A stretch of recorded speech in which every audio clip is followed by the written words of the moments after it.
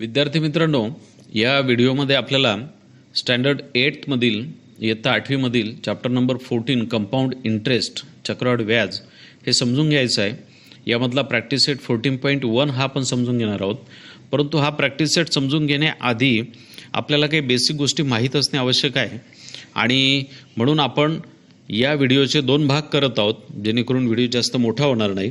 तर पहिल्या भागामध्ये आपण 14.1 साठी जे बेसिक आवश्यक आहे, ज्या महत्त्वाच्या गोष्टी आपल्याला माहीत असणे आवश्यक आहेत, त्या आपण या व्हिडिओमध्ये समजून घेणार आहोत. आणि दुसऱ्या व्हिडिओमध्ये आपण प्रॅक्टिस सेट 14.1 मधले एक्झाम्पल प्रत्यक्ष सोडवणार आहोत. चला तर मग सुरुवात करूया. Compound interest. कंपाऊंड इंटरेस्ट चक्रवाढ व्याज समजण्यासाठी आपल्याला सिंपल इंटरेस्ट किंवा सरळ व्याज हे समजणं सुद्धा फार महत्त्वाचं आहे. या दोन्हीमधला फरक आपण एका उदाहरणाद्वारे आधी समजून घेऊ आणि नंतर या दोनही व्याज काढण्याचे, दोनही इंटरेस्ट काढण्याचे फॉर्म्युले आपण समजून घेऊ. त्यानंतरच आपण प्रॅक्टिस सेट 14.1ला सुरुवात करू. चला तर मग सुरुवात करूया एका उदाहरणाद्वारे की ज्यामधून आपण सिंपल इंटरेस्ट आणि कंपाऊंड इंटरेस्ट या दोन्हीमधला डिफरन्स, फरक लक्षात घेणार आहोत. बघा, एक्झाम्पल आहे. Sajjanrao takes a loan of ₹10,000 from a bank at the rate of 10 PCPA. How much money including the interest he will have to pay after 2 years. एक्झाम्पलचा अर्थ लक्षात घेऊया. सज्जनराव यांनी एका बँकेकडून 10,000 रुपीजचं लोन घेतलं, 10,000 रुपयाचं लोन घेतलं आणि त्या लोनसाठी बँकेनं त्यांना व्याजदर आकारला होता 10 PCPA. आता PCPA या शब्दाचा अर्थ काय हे आपण या आधीच्या एका व्हिडिओमध्ये बघितलेलं आहे. मी त्याची लिंक डिस्क्रिप्शनमध्ये आपल्याला टाकून देईल, ज्यामध्ये तुम्हाला इंटरेस्ट संबंधी बऱ्याचशा बेसिक गोष्टी शिकायला मिळतील. तर सज्जनराव यांनी 10,000 रुपीज एका बँकेकडून 10% या रेटनं घेतलेले आहेत, लोन घेतलेलं आहे. आणि आपल्याला विचारलं आहे how much money including the interest you will have to pay after 2 years. 2 वर्षानंतर सज्जनराव यांना बँकेला विथ इंटरेस्ट म्हणजे व्याजासह किती अमाऊंट परत करावी लागेल. आता सज्जनराव यांना बँकेला किती अमाऊंट द्यावी लागेल यासाठी आपल्याला आधी इंटरेस्ट काढणे आवश्यक आहे. आणि त्यांनी घेतलेली जी मुद्दल आहे 10,000 रुपीज ही तर त्यांना द्यावीच लागणार आहे, परंतु शिवाय त्यामध्ये प्लस इंटरेस्टसुद्धा त्यांना द्यावा लागणार आहे. तर इथे आपण इंटरेस्ट, एक सिंपल इंटरेस्ट आणि एक कंपाऊंड इंटरेस्ट असं दोनही इंटरेस्ट आपण कॅल्क्युलेट करून बघणार आहोत आणि दोघांमध्ये नेमका फरक काय तो समजून घेणार आहोत. तर आता या उदाहरणामध्ये आपल्याला नेमक्या दिलेल्या काय काय गोष्टी आहेत ते बघा. तर आपल्याला सांगितलेलं आहे principal P is equal to 10,000. Principal म्हणजे थोडक्यात मुद्दल. तर इथे प्रिन्सिपल याला शॉर्टमध्ये P हे लेटर यूज करतात. म्हणजे इथे P ची व्हॅल्यू आपल्याला दिलेली आहे 10,000.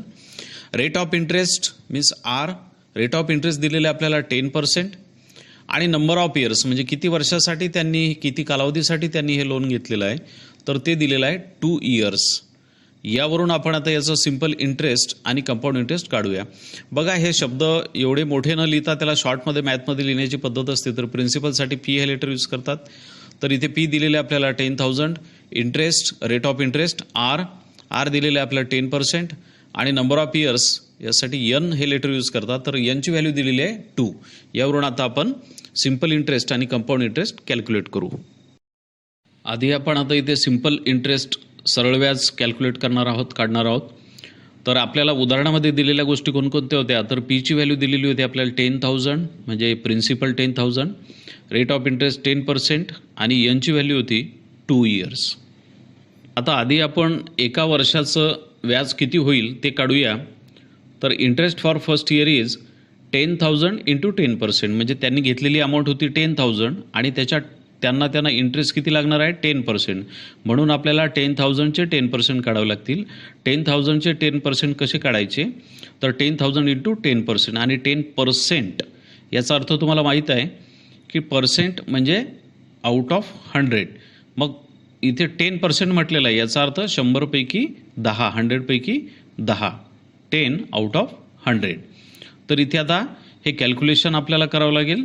कॅल्क्युलेशन करताना बघा, खालचे नंबर आणि वरचे नंबर यांच्यामध्ये आपण स्मॉलेस्ट फॉर्म करू शकतो. तर इथे बघा, खाली 100मध्ये असणारा जो लास्टला 0 आहे तो 0 आपण वरच्या 0सोबत एक कॅन्सल केला. दुसरासुद्धा 0 आहे की जो इकडे 10,000मधल्या एका 0सोबत आपण कॅन्सल करू शकतो. त्यानंतर खाली काय अमाऊंट उरली, तर 1,000.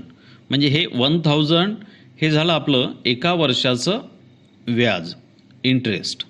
आता बघू दुसऱ्या वर्षासाठी, कारण सज्जनराव यांनी ही अमाऊंट 2 वर्षासाठी घेतलेली आहे.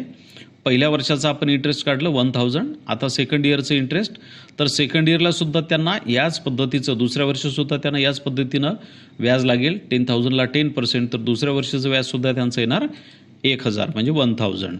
मग आता पहिल्या वर्षी त्यांना 1000 व्याज आलं, दुसऱ्या वर्षी 1000 व्याज आलं, तर त्यांना एकूण टोटल व्याज किती द्यावं लागलं असेल, टोटल इंटरेस्ट किती होईल, तर 1000 प्लस 1000 म्हणजेच टोटल 2000. तर त्यांना टोटल 2000 रुपीज इंटरेस्ट हे 2 वर्षासाठी इथे लागणार आहे. आणि मग त्यांना बँकेला किती अमाऊंट द्यावी लागेल, तर बँकेला त्यांना एक म्हणजे त्यांनी घेतलेलं प्रिन्सिपल, ही अमाऊंट त्यांनी बँकेकडून लोन म्हणून घेतली होती 10,000, तरी 10,000 आणि प्लस त्यांना जे इंटरेस्ट लागलेलं आहे 2 वर्षाचं ते 2000, असे त्यांना 10,000 plus 2000 is equal to 12,000 rupees त्यांना बँकेला द्यावे लागतील. तर आपण इथे आता सिंपल इंटरेस्टने, सरळ व्याजाने सज्जनराव यांना बँकेला किती अमाऊंट द्यावी लागेल, त्यांना किती इंटरेस्ट पडेल, किती व्याज पडेल हे आपण बघितलं. आता बघूया कंपाऊंड इंटरेस्ट, चक्रवाढ व्याज. जर ही आकारणी व्याजाची चक्रवाढ व्याजाने असती किंवा कंपाऊंड इंटरेस्टने असती तर व्याज आकारणी कशी झाली असती. तर बघा दिलेल्या गोष्टी त्याच आहेत. प्रिन्सिपल आहे 10,000, रेट ऑफ इंटरेस्ट आहे 10% आणि नंबर ऑफ इयर्स यांची व्हॅल्यू आहे 2. मग इंटरेस्ट फॉर फर्स्ट इयर, पहिल्या वर्षासाठी इथे इंटरेस्ट काय होईल, तर 10% हे 10,000ची म्हणजे 10,000 इंटू 10% जे आपण आधीसुद्धा काढलं, तर ती व्हॅल्यू येते 1000. म्हणजे त्यांना एका वर्षासाठी 1000 रुपये व्याज किंवा इंटरेस्ट लागणार आहे. आता दुसऱ्या वर्षासाठी इंटरेस्ट काढताना कंपाऊंड इंटरेस्टमध्ये सिंपल इंटरेस्टपेक्षा थोडा बदल आहे, तो बदल लक्षात घ्या. तर कंपाऊंड इंटरेस्टमध्ये पहिल्या वर्षीचं जे व्याज लागलेलं आहे ते व्याज हे प्रिन्सिपलमध्ये ॲड केलं जातं, म्हणजे मुद्दलमध्ये ते व्याज मिळवलं जातं. मग बघा आता दुसऱ्या वर्षासाठी त्यांची जी प्रिन्सिपल आहे ती बदलेल, म्हणजे त्यांची जी मुद्दल आहे ती बदलेल. ती कशी बदलेल, तर त्यांनी बँकेकडून घेतलेली रक्कम होती 10,000 आणि त्यांना पहिलं वर्ष पूर्ण झाल्यानंतर जे इंटरेस्ट लागलं ते लागलं 1000, म्हणजे 10,000 प्लस 1000 इज इक्वल टू 11,000. तर 11,000 हे होईल त्यांचं नवीन प्रिन्सिपल जे दुसऱ्या वर्षासाठी असेल. आणि मग दुसऱ्या वर्षासाठी त्यांना व्याजाची आकारणी कशी होईल, त्यांना व्याजाचा दर आहे 10%. आता इथे 10,000ला 10% न होता इथे 11,000ला 10% होतील. मग 11,000चे आपल्याला 10% काढावे लागतील. तर काढूया आपण 11,000 into 10%. 10% means 10 out of 100, so 10 upon 100. इथे सुद्धा शेवटी 0 आहेत, 0 आपण कॅन्सल करू. 0 एका 0 सोबत दुसरा 0, हा 11,000 मधला एका 0 सोबत काय उरलेलं आहे खाली 1,100.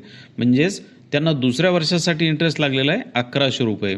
तर इथे टोटल इंटरेस्ट किती होईल बघा, पहिल्या वर्षी लागलेलं इंटरेस्ट 1000 आणि दुसऱ्या वर्षी त्यांना इंटरेस्ट लागलं 1,100. तर इथे टोटल इंटरेस्ट त्यांना लागलेला आहे 2,100. मग यांना बँकेला अमाऊंट किती द्यावी लागेल, तर सज्जनराव यांनी बँकेकडून घेतलेले होते 10,000 प्लस त्यामध्ये त्यांना 2 वर्षाचं इंटरेस्ट हे लागलेलं आहे 2,100. तर अशी टोटल अमाऊंट होईल त्यांची 12,100. तर बघा सिंपल इंटरेस्ट आणि कंपाऊंड इंटरेस्ट, सरळ व्याज आणि चक्रवाढ व्याज दोन्हीमध्ये नेमका काय फरक आहे, हा फरक तुमच्या आता लक्षात आला असेल. तर सिंपल इंटरेस्टमध्ये 2 वर्षाचं जे व्याज लागलं तर ते 2ही वर्षाचं सारखं व्याज आहे, म्हणजे 2ही वर्षी त्यांची जी मुद्दल होती, जी प्रिन्सिपल अमाऊंट होती ती 2ही वर्षी कायम होती, तीच होती.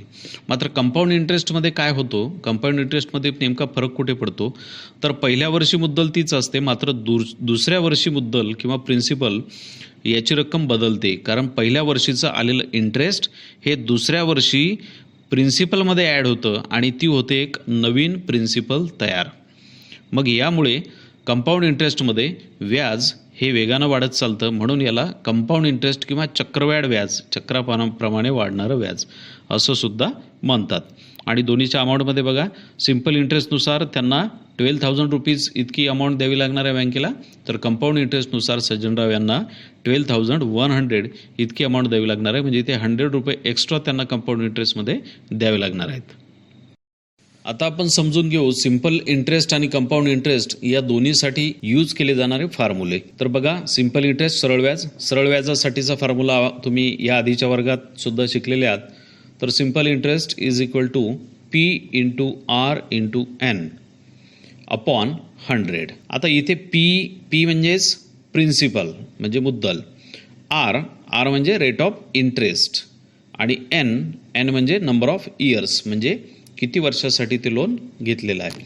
आता इथे N ही जी व्हॅल्यू दिलेली आहे नंबर ऑफ इयर्स, तर याच्यासाठी याआधी तुम्ही T हे सुद्धा एक लेटर ऐकलेलं असेल, तर T फॉर टाईम हे सुद्धा यूज करतात आणि N नंबर ऑफ इयर्स हे सुद्धा यूज करतात.